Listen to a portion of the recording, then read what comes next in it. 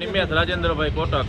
નિમેશભાઈ, ચોરીની ઘટના થઈ છે, કયો માલ ચોરાણો છે ને શું ઘટના મારી હતી? દુકાનેથી તારીખ 3/1/2024 રોજ શનિવારે સવારના દુકાન હું આવેલ ત્યારે મારી દુકાનનું તાળું તૂટેલ હતું અને મેં અંદર ચેક કરતા 7 ડબ્બા તેલના, 2 કાર્ટૂન તેલના અને 37,000 રૂપિયા રોકડા મારી દુકાનમાંથી ગુમ થયેલ છે.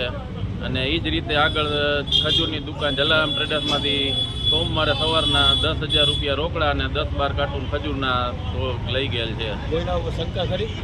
હા, કોઈના ઉપર શંકા છે? ના, કોઈના ઉપર શંકા નથી. સીસીટીવીમાં કઈ દેખાય છે? ના, સીસીટીવીમાં મારી દુકાને સીસીટીવી કેમેરા નથી.